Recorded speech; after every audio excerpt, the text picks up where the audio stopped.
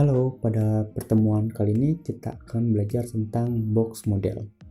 Intinya di sini kita akan membuat sebuah bentuk, entah itu kotak, lingkaran, atau apapun itu ya. Oke, jadi di sini kita langsung saja. Saya akan membuat struktur HTML seperti biasa. Nah, di sini saya akan membuat sebuah kotak. Nah, bagaimana caranya? Di dalam HTML sendiri terdapat sebuah tag div. Nah, tag div ini biasanya digunakan untuk mengelompokkan elemen-elemen HTML seperti itu ya. Nah, di dalam div ini juga gunanya untuk mengelompokkannya itu agar kita bisa memberi style pada elemen HTML yang berada di dalam div tersebut. Oke, jadi misal di sini saya akan buat saja div seperti ini ya. Saya akan kasih kelas misal box. Nah, lalu seperti biasa di sini style kita ambil kelas box, yaitu pakai titik ya kalau kelas. Nah, di sini kita beri dulu lebar dan tingginya. Kita kasih dia bentuknya. Misal di sini 300 pixel dan height-nya pun sama agar simetris ya. Nah, agar bisa terlihat, kita kasih warna. Kalau misalnya kita save, lalu buka di browser, kalau gini saja. Nah, sebenarnya dia ada, cuma karena backgroundnya ini juga putih, jadi dia juga tidak terlihat gitu. Nah, jadi di sini kita kasih saja background color ya. Misal di sini warnanya salmon. Kita save, lalu balik lagi. Nah, muncul kotaknya. Oke, seperti itu cara membuat kotak. Nah, di sini nanti kita akan membahas tentang margin, padding. Kita ke margin dulu. Oke, jadi apa sih margin? Kalau misalnya saya buka di inspect element ya. Klik kanan inspect element. Nah, kalau misalnya kita ke tab elements, nah di bawah sini kalau kalian pakai Chrome ya, di sini akan ada sebuah kotak ya. Di sini adalah margin, border, dan padding. Lalu di dalamnya juga ada kontennya. Nah, lalu apa itu margin? Margin itu jadi jarak keluar ya. Jarak keluar dari kotak tersebut. Nah, by default, browser itu dia akan langsung memberikan margin ya. Kalau kita lihat di sini, dia memberikan margin 8 pixel. Kalau kalian lihat yang di sini, nah ini kan ada jarak ya. Di sini sebutnya jarak keluar yaitu marginnya. Dan kalau misalnya saya sorot di sini nanti akan berubah warnanya. Nah, itu jadi oranye. Lalu juga ada, jadi itu margin. Nah, kita juga bisa hilangkan margin ini, yaitu tadi dia berada di body ya. Atau bisa juga menggunakan global, selektor global seperti ini. Lalu kita hilangkan marginnya jadi 0. Kalau kita lihat, nah, maka margin di sini juga tidak akan ada atau 0 ya. Dan dia rapat. Nah, contohnya di sini kita buat lagi satu box ya. Misalnya ini box 1. Kita akan kasih dia sama stylenya box atau gini saja. Ini box 1, ini box 2. Nah, yang box ini stylenya sama, cuma backgroundnya akan kita ganti. Misalnya yang box 1 itu warnanya salmon, sedangkan yang box 2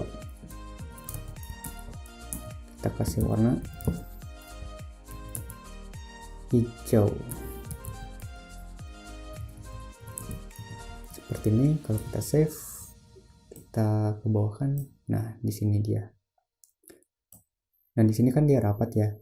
Nah, margin itu dia akan memberikan jarak keluar dari si boxnya. Jadi kalau misalnya kita lihat di sini, kita kasih saja margin.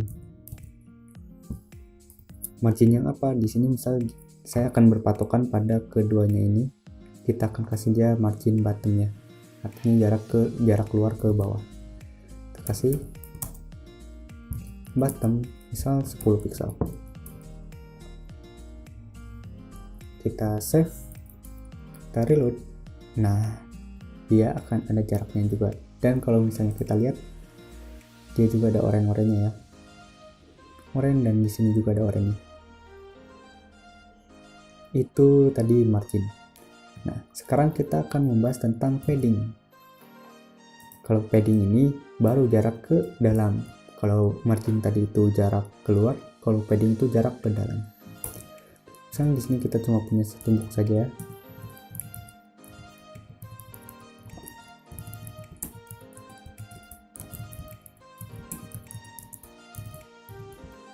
Ini kita hilangkan dulu.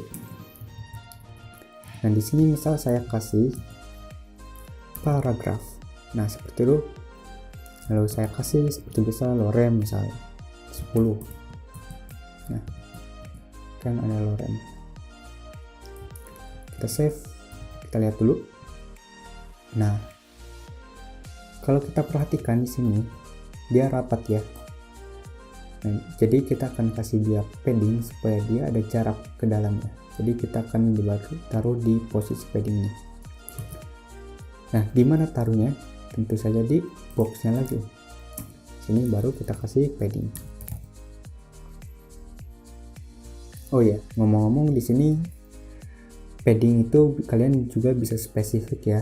Ada left untuk kiri, top ke atas, bottom ke bawah, right ke kanan, seperti itu. Dan untuk padding tanpa penjelasan left, top, bottom, right, dia itu memberikan keseluruhan. Jadi atas, bawah, kiri, kanan dia kasih ya padding. Misal di sini yaitu 50 pixel. Save, kita lihat. Nah, sekarang dia sudah ada jarak ke dalamnya. Kalau kita lihat, kita sorot si box ini. Nah, dia padding sudah memberi jarak 50 ya. Kalau kita lihat juga itu ada background oranye di situ. Nah, kalau misalnya teman-teman perhatikan tadi ukuran si box ini dia bertambah lebar ya. Padahal kita memberikan dia lebarnya 300 pixel dan tingginya juga 300 pixel. Nah, tapi kalau kita lihat di sini, kita lihat box, lihat di situ di sebelah sini dia ukurannya malah bertambah menjadi 400 kali 400. Kenapa bisa begitu? Nah, jadi setiap kali kita menambahkan padding border itu sebenarnya dia dikali 2 ya dari ukuran si padding atau bordernya. Nah, misal di sini kan lebarnya dia 300 pixel ya. Jadi kalau kita ke konsol, jadi lebarnya kan dia 300 pixel, dan lalu kita tambahkan dia padding 50 pixel. Nah, si padding 50 pixel ini dikali 2 ya, yaitu vertikal dan horizontalnya. Jadi kalau di sini kita tambahkan dengan si paddingnya yaitu 50 dikali 2, dan hasilnya adalah 400 sesuai yang ada di sini ya. Dia ukurannya 400 kali 400 seperti itu. Nah, jadi teman-teman harus memperhatikan itu ya. Nah, lalu bagaimana agar kita tetap bisa memberikan padding tapi lebar dan tingginya dia tidak membesar gitu.